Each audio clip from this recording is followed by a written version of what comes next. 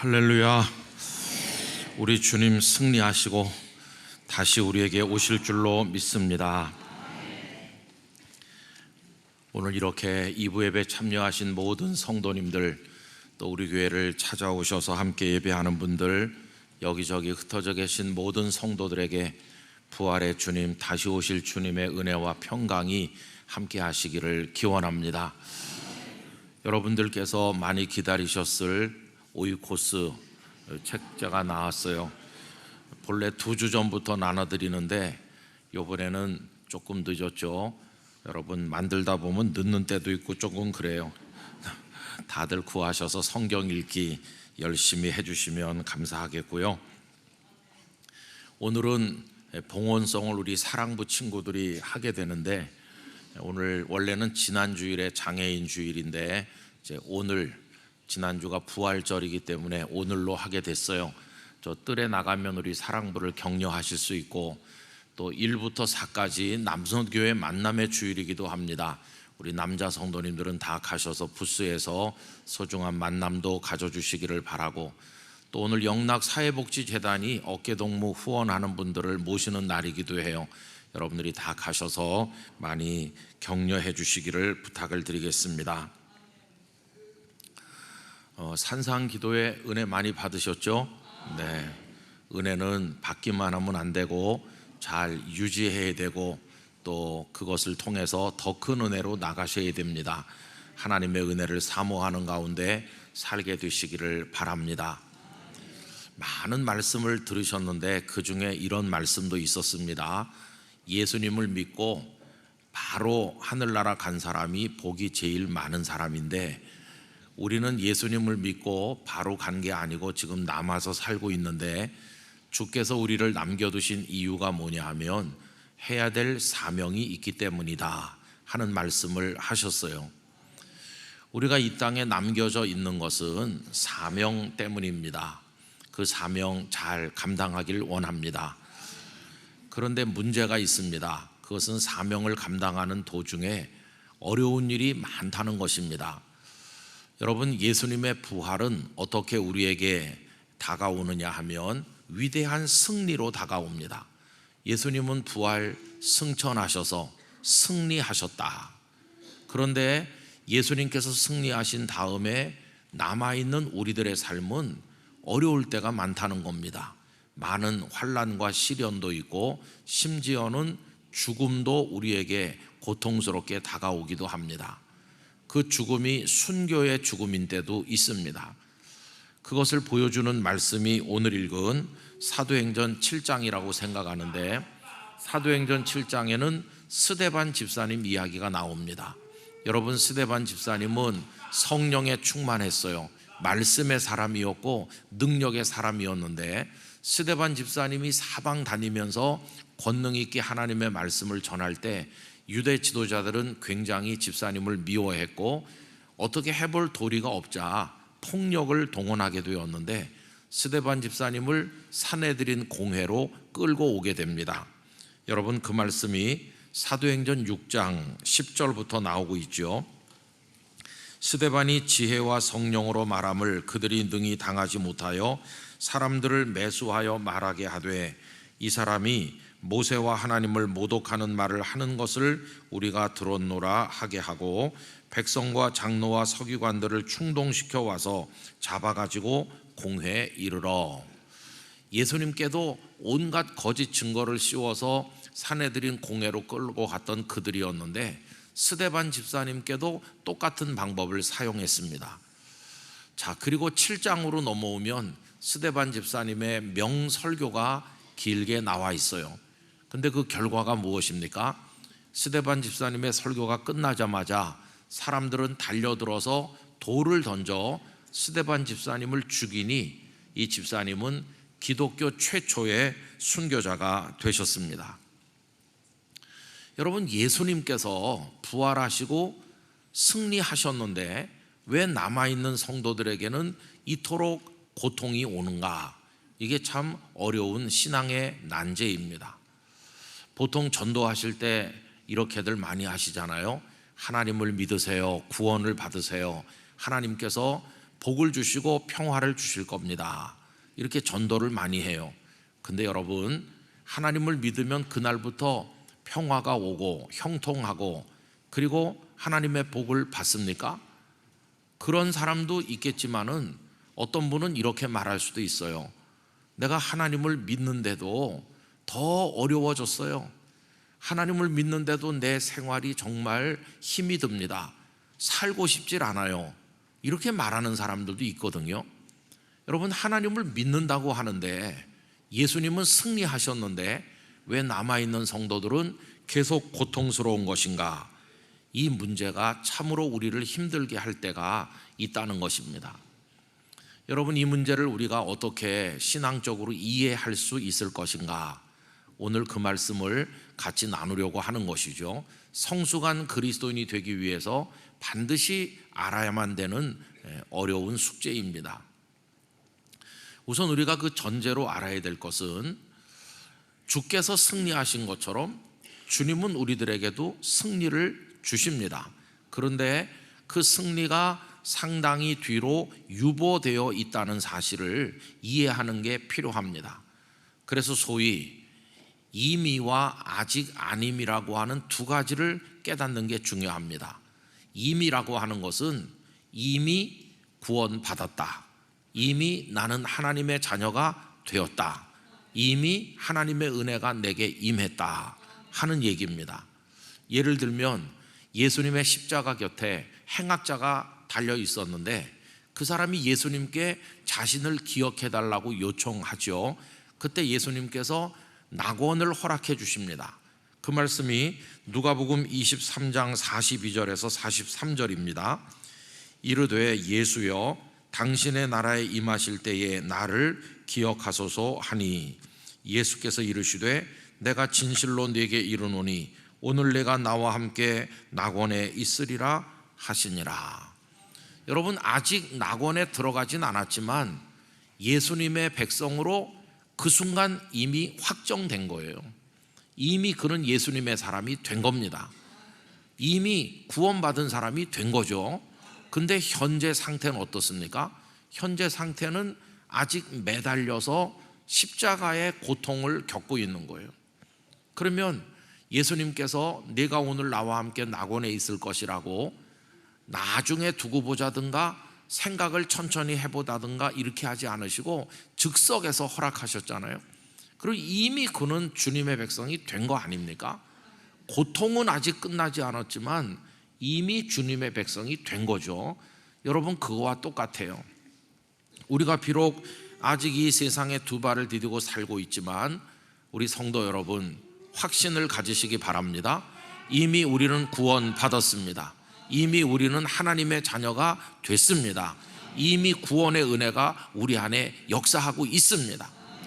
그래서 우리는 잘하면 앞으로 구원받을지도 모르는 사람이 아니라 예수님을 구주로 믿는다면 이미 구원받은 하나님의 자녀가 된 것입니다.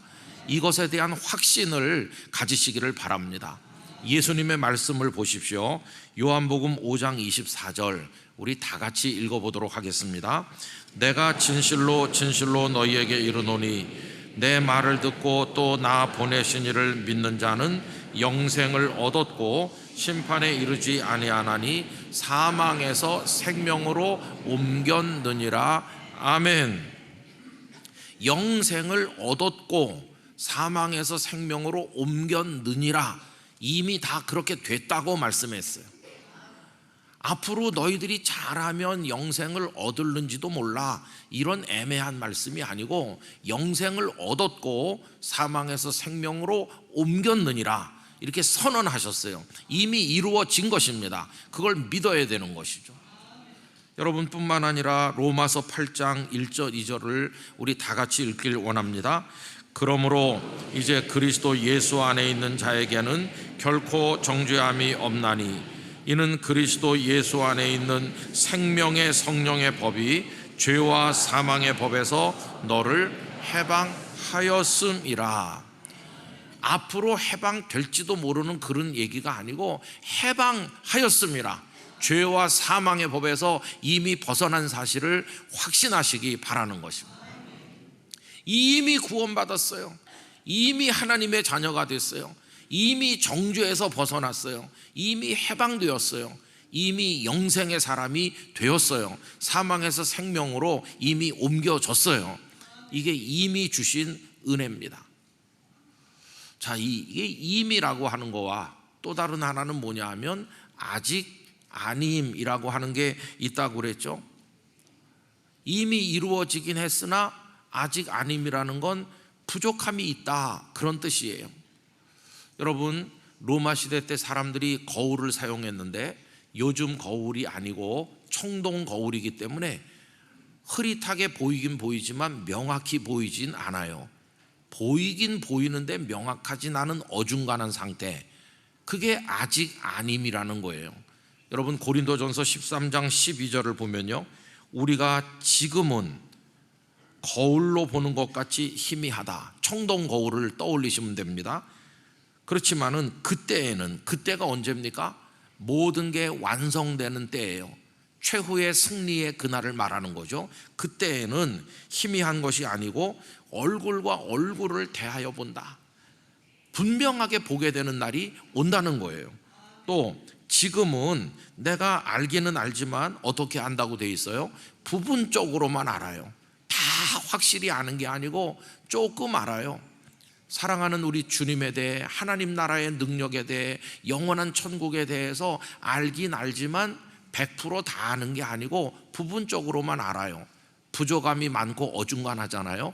그러나 모든 게 완성되는 그때에는 주께서 나를 아신 것 같이 내가 온전히 알리라, 이렇게 말씀하고 있어요. 그러니까 지금 여기서의 우리의 모습은 이미 은혜를 받긴 받았지만 아직 부족한 부분이 여전히 남아있는 어중간한 상태에 있다는 것이에요. 이게 그리스도인의 실존입니다. 여러분, 우리 구원받은 하나님의 자녀입니다. 그런데도 유혹에 끌리고 있잖아요. 하나님의 백성이 됐어요. 그런데도 여전히 욕망에 따라 살 때가 있잖아요. 이게 얼마나 어중간한 상태인지 참 마음이 답답하잖아요. 그래서 로마서 8장 23절은 이 중간 상태에서 고통받는 성도의 고뇌를 이렇게 얘기했어요.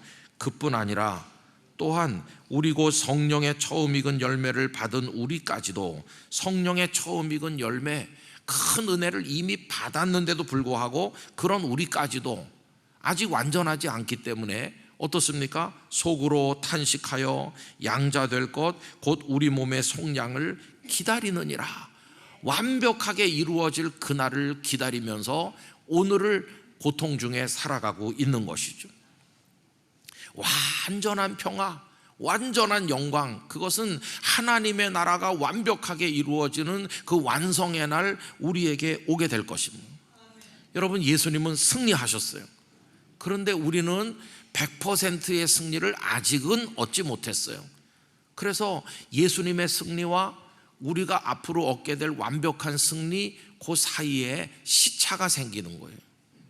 이 시차를 어떻게 극복할 수 있을 것인가 하는 게 우리의 과제라는 것을 알 수 있어요.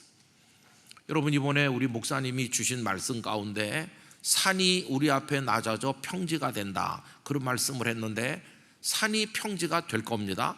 그런데 문제는 지금 당장 평지가 되지 않고 내 앞에 여전히 산이 가로막혀 있을 때가 있다는 겁니다. 그 시차가 우리에게 있다는 걸 이해해야 돼요. 여러분, 예레미야 선지자를 보세요.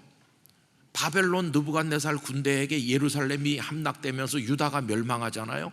그때 얼마나 비통합니까? 근데 예레미야 선지자가 너희들을 회복시켜 주시고 돌아오게 해줄 거라고 말씀을 전해요. 근데 문제는 뭐가 문제냐 하면 오늘 당장 그게 되는 게 아니고 70년 후에 된다고 말씀하는 그게 문제입니다. 예레미야 29장 10절, 여호와께서 이와 같이 말씀하시니라. 바벨론에서 70년이 차면 내가 너희를 돌보고 나의 선한 말을 너희에게 성취하여 너희를 이곳으로 돌아오게 하리라. 70년의 시차를 어떻게 극복할 것인가 하는 과제가 있다는 거예요. 그럼 그 다음 이야기는 뭐냐 하면 시차를 극복하는 방법은 뭔가 하는 것입니다. 여러분 성경을 쭉 읽어보면 성도들이 그 시차를 극복하는 데 있어서 가장 중요했던 영적 덕목을 알 수 있는데, 그건 뭐냐 하면 인내했던 것이었어요. 인내. 예수님은 부활 승천하셨어요. 승리하셨어요. 그런데 우리는 이 땅에 있으면서 아직도 고통받고 죽음의 위협을 받고 시련 속에 있어요. 이걸 어떻게 장차 완벽한 승리가 오는 그날까지 참아내며 견뎌낼 수 있을 것인가? 이게 이제 우리의 숙제라는 거예요. 그때 떠오르는 덕목이 바로 인내하는 거죠. 여러분, 예레미야 선지자가 70년을 얘기한 이후에 예루살렘에 남아 살던 사람들도 비참했고 포로로 끌려간 사람들도 다 비참했어요. 그러나 그들은 거기서 70년을 묵묵히 하나님의 백성으로 눈물 흘리며 견뎌냈습니다. 그리고 70년 이후에 바벨론을 무너뜨린 페르시아의 고레스 왕이 등장했을 때, 고레스는 포로된 백성들은 다 돌아가서 너희들의 하나님 성전을 다시 재건해라. 그들이 돌아와 눈물로 성전을 재건하는데, 그건 70년을 기다린 기쁨의 열매였어요. 70년을 기다린 자들에게 주신 하나님의 위로였어요. 그래서 여러분, 우리가 소홀히 여기기 쉬운 신앙의 덕목 중에 정말 중요한 것은 인내입니다. 전에도 말씀드린 적이 있습니다마는 1세기, 2세기, 3세기 고대 로마 시대 때 우리가 존경하는 이레니우스라든지 터툴리안, 그리고 폴리캅 같은 많은 믿음의 선배들, 교부들의 문헌을 샅샅이 연구한 앨런 크라이더라고 하는 분이 계시는데요, 그분이 초기 교회와 인내의 발효라고 하는 책을 냈는데, 이분이 그 우리 선배 교부들의 문헌을 다 연구를 한 끝에 놀라운 발견을 했어요. 그때 성도들이 모여서 예배할 때 그 당시 교회 지도자 목사님들이 제일 많이 했던 설교 주제가 뭐냐? 인내였어요. 모일 때마다 여러분 인내하세요, 여러분 참으세요, 여러분 잘 견뎌내시기 바랍니다. 인내를 강조했어요. 왜 그렇습니까? 로마 제국의 핍박과 환란이 있잖아요. 그래서 그분들은 거기서 인내했어요. 그들이 쳐들어와서 다 빼앗아가면 기꺼이 자기들의 재산을 내주고, 때리면 매를 맞았고, 끌고 가면 끌려갔고, 감옥에 가두면 갇혔고, 그리고 심지어 끌고 나가서 원형 경기장에서 죽이면 기꺼이 생명까지 내놓고 순교의 제물이 되셨어요. 그게 그분들의, 우리 선배들의 인내였어요. 인내. 여러분, 그분들이 어떻게 승리했나? 사람들이 때릴 때 같이 때려가지고 승리한 게 아니에요. 그들이 한 대 때릴 때 우리가 두 대 때려서 이긴 게 아니고 인내하면서 승리했어요. 인내. 그게 얼마나 중요한 건지 우리는 잘 모르지만 주님은 인내를 가르치잖아요. 여러분, 예수님의 말씀도 보세요. 마태복음 24장 13절 우리 다 같이 읽읍시다. 그러나 끝까지 견디는 자는 구원을 얻으리라. 아멘. 우리 성도 여러분, 끝까지 견디실 수 있기를 바랍니다. 예수님께서 끝까지 견디는 자는 구원을 받으리라고, 견뎌야 된다고 강조하시잖아요. 여러분, 한 군데 더 읽어보면 로마서 8장 25절 보세요. 만일 우리가 보지 못하는 것을 바라면 참음으로 기다릴지니라. 보지 못하는 거, 아직은 이루어지지 않아서 눈앞에 있질 않으니까 보지 못해요. 눈에 보이지 않아요. 그러나 그게 이루어지길 간절히 바라는 건데, 바라는 마음으로 오늘도 견디고 내일도 견디고 견디다 보면 어느 날 그게 이루어져서 똑똑히 볼 수 있는 날이 올 것이니까 그때까지는 참으면서 기다리라고 그렇게 우리에게 당부하고 있는 거죠. 자, 그런데 이제 문제는 뭐냐 하면 어떻게 인내하느냐, 그게 문제예요. 여러분, 사실 어금니 꽉 깨물면 조금은 견딜 수 있어요. 그런데 그게 도가 지나치고 막 심각해지면 난 더 이상 못 참아. 우리 사람의 힘으로는 궁극의 인내가 불가능합니다. 그래서 이 인내라고 하는 어려운 과제를 통과하기 위해 꼭 필요한 게 뭐냐 하면 성령님의 도우심이 절실하다는 것이, 성령님께서 우리를 강력하게 사로잡지 않으면 견디기가 어려운 것이에요. 여러분, 제자들이 다락방에 모여서 기도할 때 오순절에 성령님께서 그들에게 임하신 이유를 알아야 되는데 그게 크게 두 가지입니다. 하나는 그들이 사명 감당하게 하시려고, 그래서 임하신 것이 성령의 능력이에요. 그 능력은 은사로 임했어요. 은사. 여러분, 다락방에 기도하던 제자들에게 능력과 은사가 임했더니 그들이 제일 처음에 하신 게 뭡니까? 방언하기 시작했어요. 방언의 은사. 그리고 베드로를 비롯한 사도들이 순례자들이 모여있는 광장으로 담대하게 나가서 너희들이 십자가에 못 박아 죽인 예수를 하나님이 살리셨고 우리가 증인이라고 말씀을 선포했어요. 말씀의 은사. 그리고 성전 미문의 안진뱅이 장애인을 예수 그리스도의 이름으로 일어나 걸으라 해서 벌떡 일으키는 치유, 신유의 은사가 그들에게 주어졌어요. 여러분 잘 생각해 보세요. 은사는요, 뭘 하는데 필요하냐 하면은 사명 감당하는 데 필요합니다. 제자들에게 맡겨진 사명이 뭐죠? 말씀, 복음을 전하는 거잖아요. 그런데 말씀의 은사가 없으면 그 사명 감당할 수 없는데, 말씀의 은사가 임했기 때문에 어디 가든지 당당하게 복음을 전도할 수 있는 거죠. 여러분, 이 은사는 사명 감당에 필요한 것입니다. 그리고 그 은사를 활용하면 다른 사람이 다 알아요. 방언을 하면 저분들 방언한다. 말씀을 전하면 베드로가 설교하는 건 내가 들었어요. 그 장애인을 일으켰더니 옆에서 보던 사람도 알고 장애인 자신도 알고 다 아는 거예요. 이분들에게 은사가 있다는 걸. 은사는 밖으로 나타나고 남이 알게 되고 사명을 능력 있게 감당하도록 도와주는 거, 그게 은사입니다. 우리 영락교회와 성도들 모두가 이 성령님의 은사로 무장되기를 기원합니다.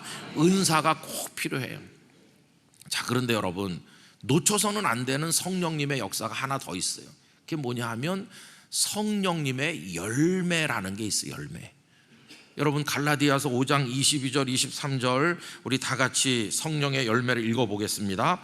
오직 성령의 열매는 사랑과 희락과 화평과 오래 참음과 자비와 양선과 충선과 온유와 절제니 이 같은 것을 금지할 법이 없느니라. 아멘. 이 열매를 가만히 생각해 보세요. 이거는 바깥으로 과시되는 것이 아니라 내 속에 갈물이 되는 것이. 그 중에 보면 화평, 희락 이런 게 있잖아요. 내 마음이 평안하고 내 마음 속에 남이 모르는 기쁨이 솟아나는 거예요. 그리고 남들은 못 참을 것 같은 어려운 상황에서도 오래 참음, 오래 견딜 수 있어요. 그리고 어려운 사람 보면 사랑하는 마음이 내 속에서 솟아나요. 이거는 남은 잘 몰라요. 남은 모르지만 성령님이 우리 안에 오셔서 역사하셔서 이런 9가지 열매가 쭉 맺히면 내 영혼이 단단해지고 강화되고 웬만한 일에는 꿈쩍도 않고 견딜 수 있게 해주고 하나님의 사람답게 우리를 다듬어 만들어 신앙 인격이 특별한 사람이 되도록 우리를 붙들어 주시는 거예요. 이거는 바깥으로 과시되는 건 아니고 남은 잘 모르지만 우리 안에서 이루어지는 거예요. 아까 말씀드린 은사가 사명 감당하는 데 필요하고 밖으로 드러나는 거라면 이 열매들은 우리 영혼을 강화하기 위해서 성령께서 주시는 역사예요. 여러분, 이 성령의 열매가 우리 속에서 강하게 일어나게 될 때 우리는 오래 참을 수 있어요. 거기 열매 중에 오래 참음이라는 게 있잖아요. 스데반 집사님이 어떻게 그 사람들을 견뎌낼 수 있고 그 순교라고 하는 어려운 과정을 통과할 수 있나? 성령께서 스데반 집사님을 강하게 사로잡았기 때문이다 하는 것을 알 수 있어요. 여러분, 성령님은 이렇게 오늘도 우리를 돕고 계신 거예요. 우리가 오늘 2부 예배 여기 나왔는데 내가 생각할 때 오늘은 교회 가는 날이고 예배하는 날이고 내가 알아서 준비해서 온 것 같지만 우리를 위해 말할 수 없는 탄식으로 간구하시는 성령님의 도움이 있어서 우리 여기 이 자리에 있는 줄 믿습니다. 로마서 8장 26절 다 같이 읽읍시다. 이와 같이 성령도 우리의 연약함을 도우시나니 우리는 마땅히 기도할 바를 알지 못하나 오직 성령이 말할 수 없는 탄식으로 우리를 위하여 친히 간구하시느니라. 아멘. 나는 모르지만 성령께서 내 연약함을 다 알고 계시면서 탄식까지 하시면서 나를 위해 간구하시기 때문에 부족하기 짝이 없는 우리들이 오늘 여기 있는 것이에요. 성령의 도우심으로 버티고, 성령의 도우심으로 목회도 하고 신앙생활하고, 성령의 도우심으로 우리는 견뎌내고 있는 것이에요. 우리 성령님께서 성도들을 더 강하게 붙드셔서 최후 승리를 얻는 그날까지 시차를 극복하고 인내의 열매를 맺게 되시기를 축원합니다. 성령의 도우심으로. 지금 스데반 집사님은 끝까지 온 거잖아요. 근데 오늘 본문에 보면 성령에 충만하셨다. 그래서 그 얼굴이 천사같이 변한 것이에요. 돌이 날아오는데도 스데반 집사님은 그들을 저주한 게 아니라 십자가에 달리신 예수님께서 저들의 죄를 용서해 달라고 기도한 것처럼 스데반 집사님도 예수님을 꼭 빼닮은 기도를 드렸잖아요. 얼마나 놀라운지 몰라요? 여러분, 오늘 본문 59절 60절 같이 읽읍시다. 그들이 돌로 스데반을 치니 스데반이 부르짖어 이르되 주 예수여 내 영혼을 받으시옵소서 하고 무릎을 꿇고 크게 불러 이르되 주여 이 죄를 그들에게 돌리지 마옵소서 이 말을 하고 자니라. 예수님을 완벽하게 닮은 모습으로 그의 삶을 끝내니 이보다 더 영광스러운 모습이 어디 있어요? 그게 어떻게 가능한가? 성령에 충만하였다. 여러분, 그래서 성령님 안에서 우리는 인내할 수 있고 견뎌낼 수 있고 눈물이 철철 흐르지만 새벽 제단에 나갈 수 있고 사명을 감당할 수 있고 정말 어려운 처지에 있지만 오늘도 출근을 하는 것이고 그리스도인답게 살아보려고 노력하는데 우리를 붙들고 계시는 분이 성령님이시라는 것이에요.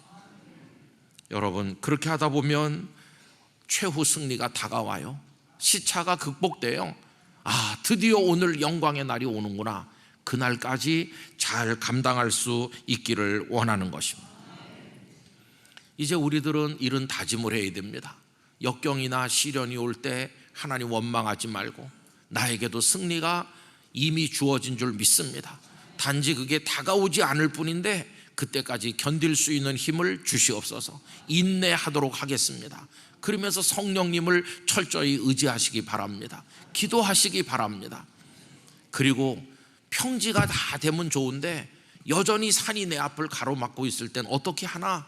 산 밑에 주저앉아서 하나님을 원망만 하고 있을 것인가? 아니요.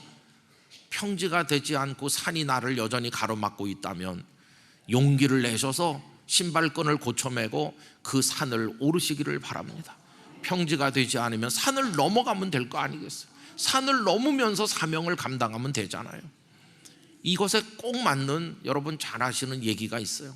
인도의 성자라고 하는 썬다싱이 4,000m가 넘는 히말라야 산맥을 넘나들면서 복음을 전도했는데 어느 날 그 눈보라가 너무 몰아치는 엄청나게 추운 날 친구와 함께 그 산을 넘나 보니 누가 하나 쓰러져 있어요. 가보니까 숨이 붙어 있어요.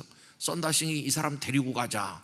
여러분, 그게 뭡니까? 산을 넘으면서 생명을 구하는 사명이잖아요. 이 사람 데리고 가자. 친구는 반대했어요. 우리도 얼어 죽겠다. 그냥 가자. 친구는 가버리고 썬다싱은 쓰러진 사람을 짊어매고 땀을 뻘뻘 흘리면서 걸어갔어요. 한참 가다 보니까 앞에 누가 또 쓰러져 있어서 가까이 가보니 살겠다고 먼저 간 친구가 쓰러져 이미 얼어 죽은 후였어요. 썬다싱은 얻고 가던 그 사람과 어떻게 됐을까요? 있는 힘을 다해 땀을 뻘뻘 흘리면서 가다 보니 몸이 달아올랐고 이 사람도 썬다싱의 체온에 녹아가지고 그 사람도 정신을 차리고 깨나니 둘 다 살게 됐어요. 평지가 되지는 않았어요. 그러나 산을 넘으면서도 사람을 살리는 사명자가 된 것이에요. 우리 앞에 어떤 어려운 일이 있어도 우리의 길을 끝까지 인내하며 갈 수 있기를 원하는 것입니다. 여러분, 두려워하지 말고 승리를 확신하시기 바랍니다. 로마서 8장 18절은 이렇게 말씀합니다. 생각하건대 현재의 고난, 지금은 고난이 있어요. 아직 완벽하진 않으니까, 아직 아닌 게 많으니까, 어중간하니까 그래서 현재 고난을 당하지만 인내하고 또 인내하면 장차 우리에게 나타날 영광과 비교할 수 없다. 장차 최후 승리가 우리에게 올 줄로 믿습니다. 그때까지 십자가를 지고 예수님을 따르는 것이에요. 그 무엇도 우리를 하나님의 사랑에서 끊을 수 없는 줄로 믿습니다. 이제 그 말씀을 우리 마지막으로 읽고 오늘 말씀을 마치려고 하는데요. 로마서 8장 37절에서 39절 다 같이 읽겠습니다. 그러나 이 모든 일에 우리를 사랑하시는 이로 말미암아 우리가 넉넉히 이기느니라. 내가 확신하노니 사망이나 생명이나 천사들이나 권세자들이나 현재 일이나 장래 일이나 능력이나 높음이나 깊음이나 다른 어떤 피조물이라도 우리를 우리 주 그리스도 예수 안에 있는 하나님의 사랑에서 끊을 수 없으리라. 아멘. 끊을 수 없으리라고 말씀합니다.